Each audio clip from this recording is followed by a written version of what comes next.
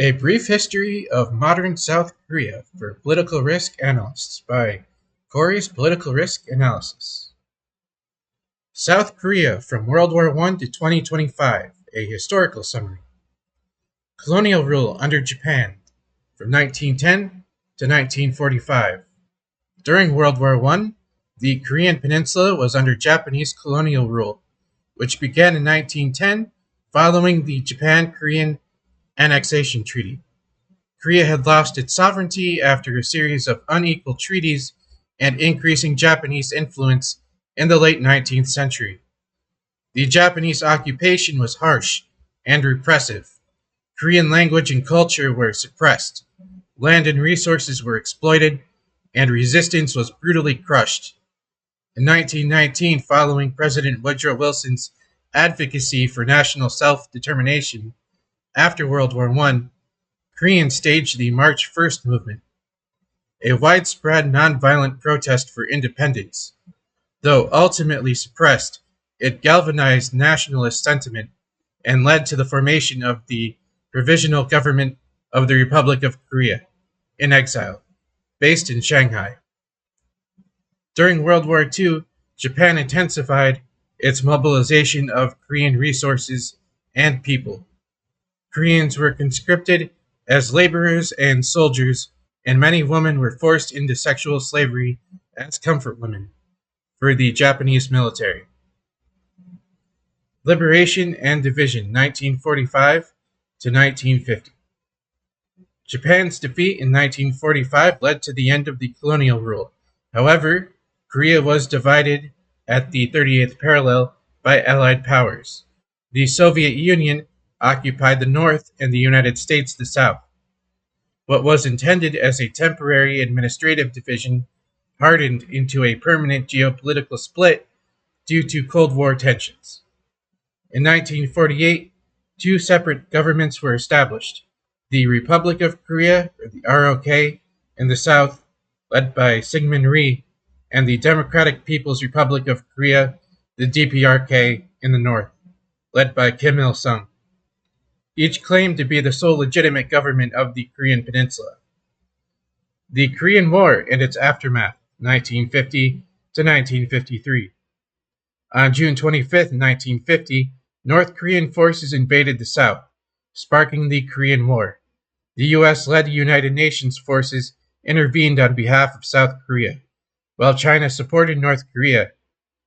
The war resulted in massive casualties and destruction, but ended in 1953 with an armistice, not a peace treaty. The Demilitarized Zone, or the DMZ, was established, and the two Koreas remained technically at war. Post-war South Korea was devastated. Its economy was in ruins, and its political system was authoritarian and unstable. Authoritarianism and economic takeoff, 1950s to the 1980s. Under Syngman Rhee, South Korea remained under an authoritarian rule until 1960, when student protests over election fraud led to his resignation. The brief Second Republic was unstable, leading to a military coup in 1961 by General Park Chung-hee. Park ruled until his assassination in 1979, transforming South Korea's economy through state-led industrialization known as the Miracle of the Han River. The government partnered with emerging conglomerates, or chaebols, such as Samsung, Hyundai, and LG. South Korea shifted from an agrarian society to a major manufacturing and export economy. However, political repression persisted. Park's Yushin Constitution in 1972 gave him dictatorial powers after Park's death. Another general, Chung Du-hwan, seized power. His rule was marked by brutality, most notably the Gwangju Uprising of 1980, where hundreds of pro-democracy protesters were killed. Democratization and globalization, 1987 to 1997. Growing public pressure culminated in the June Democratic Uprising of 1987. Massive protests forced the government to hold direct presidential elections, marking the beginning of South Korea's transition to democracy.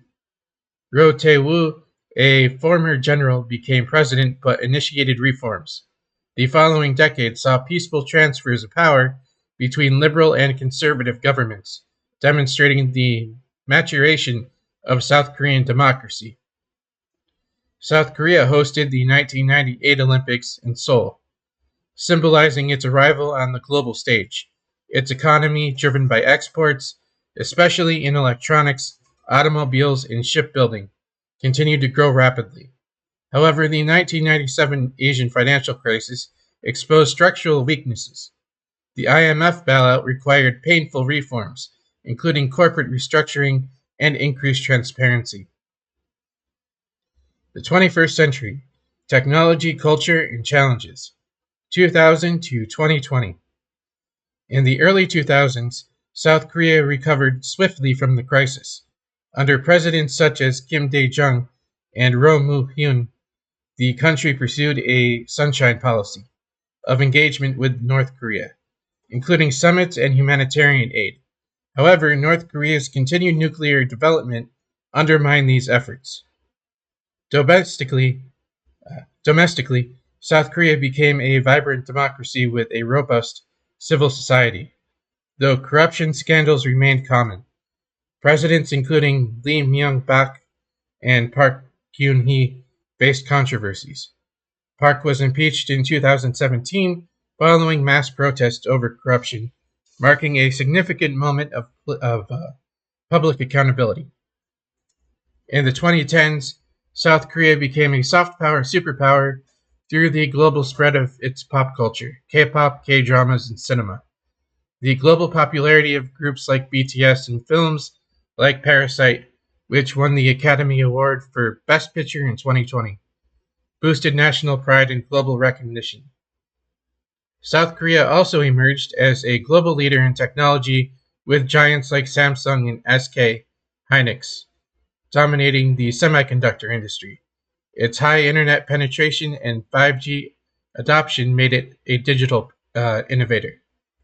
However, the country faced persistent challenges: low birth rates, youth unemployment, intense academic pressure, and gender inequality sparked growing public debate.